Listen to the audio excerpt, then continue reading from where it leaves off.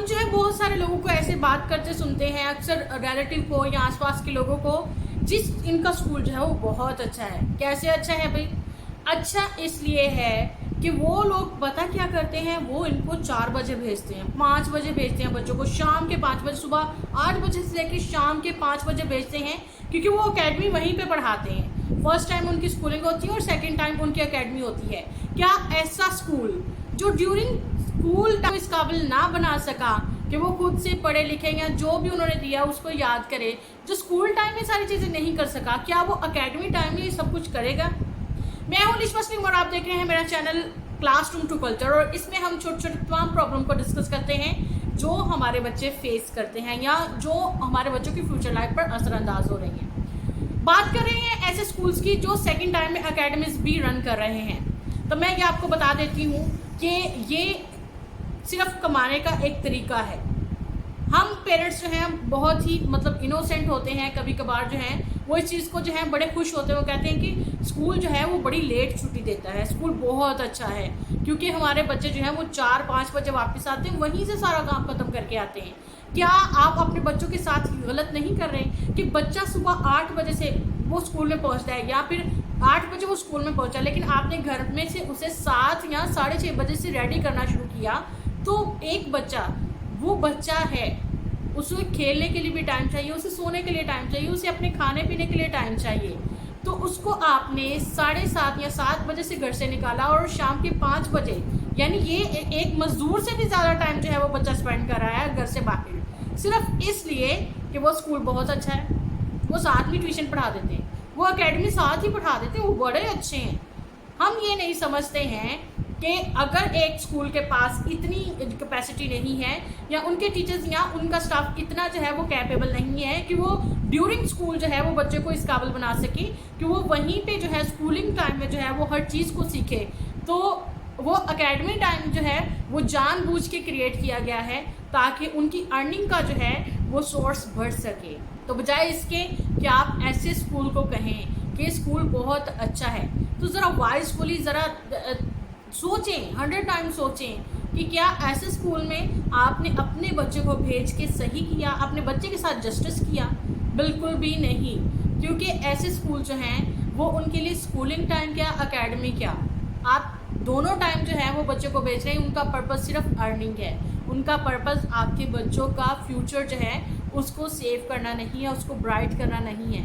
उनका पर्पज़ सिर्फ और सिर्फ अपने फ्यूचर को ब्राइट करना है, अपने फ्यूचर को सेव करना है। अगर ऐसा है तो प्लीज़ मेरी ये रिक्वेस्ट है कि अपने बच्चों को ऐसे तमाम स्कूल से बाज रखें, उनके लिए वो स्कूल सेलेक्ट करें जो सिर्फ स्कूलिंग ही करता है, या जिन्होंने ऐसा कोई रूल फिक्स नहीं किया कि भाई स्कूल के बाद बच्चे यहीं पे ट्यूशन पढ़ेंगे।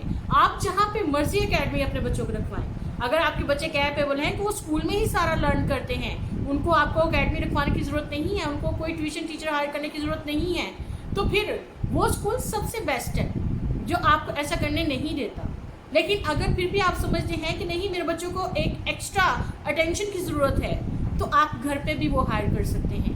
आप उसको आफ्टर रेस्ट, जब बच्चा स्कूल से वापस घर आए, उसको रेस्ट करने दें, 2 या 3 घंटे का गैप आने दें, फिर मेंटली वो प्रिपेयर हो जाता है दोबारा से अपनी उसी रूटीन को जो है वो स्टार्ट करने के लिए। लेकिन अगर बच्चा स्कूल से ही वहीं उसी स्कूल में रहेगा, वहीं पे वो एंजॉय करेगा, वहीं पे ब्रेक करेगा, वहीं पे वो एकेडमी भी पढ़ेगा, वहीं पे वो ट्यूशन भी पढ़ेगा, तो उसके माइंड पे या उसका मेंटल लेवल जो है वो किस हद तक जो है डिस्टर्ब हो जाएगा कि एक ही फेस को जो है वो बार बार देखेगा, सारे एक ही स्टाफ को बार बार देखेगा। तो ये सारी चीज़ें जो हैं वो बच्चों को जो है अफेक्ट करती हैं, उनकी जो एजुकेशन लाइफ है, उनका एजुकेशनल जो करियर है उस पर असरअंदाज हो। मेरी रिक्वेस्ट है आपसे कि प्लीज़ जब आप स्कूल सेलेक्ट करते हैं या फिर ऐसी तारीफ़ों को सुन के जल्दी से फ़ौरन जो है वो अट्रैक्ट मत हो जाए, बल्कि सोचें कि आपका बच्चा वो अपना बच्चा है, वो कोई मज़दूर नहीं है जो वो मज़दूरी करने के लिए आपने भेज दिया। इससे पहले तो जॉबियंस घर आ जाते हैं, इससे पहले तो कमाने वाले घर आ जाते हैं, जितनी देर आपका बच्चा वहाँ पे स्पेंड कर रहा है। लेकिन उसके बावजूद जो है अगर उस स्कूल ने वैसा रिजल्ट ना दिया या वैसा आपके बच्चे को जो है वो हैंडल ना किया जैसा आप चाहते हैं, तो फिर क्या फ़ायदा? आपने इतना अपने बच्चे को टॉर्चर भी किया, घर से दूर रखा, अपने आप से दूर रखा, लेकिन रिजल्ट्स फिर भी वैसे ना मिले, तो फिर फ़ायदा ऐसे स्कूल्स का। मेरी रिक्वेस्ट है उन तमाम पेरेंट्स से, जैसे तमाम स्कूल्स पर अट्रैक्ट हो जाते हैं, फ़ौरन उनकी तरफ अट्रैक्ट हो जाते हैं कि ज़्यादा टाइम देते हैं।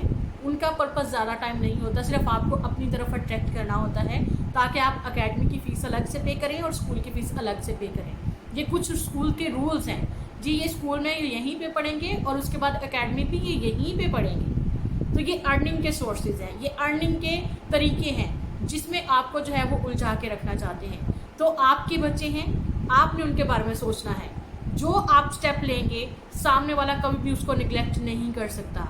आप अपने बच्चों के बारे में बेहतर जानते हैं, इसलिए उनको टॉर्चर मत करें। उनको खेलने का भी हक है, उनको सोने का हक है, उनको रेस्ट करने का हक है। अगर ये सारी चीज़ें उनको नहीं मिलेंगी तो आपका बच्चा एक टाइम आएगा वो मेंटली रिटार्ड हो जाएगा, वो मेंटली स्टक हो जाएगा, वो आगे नहीं बढ़ पाएगा, वो इतना थक जाएगा कि आपके पुशअप करने के बावजूद, आपकी कोशिश करने के बावजूद जो है वो रीस्टार्ट नहीं कर पाएगा।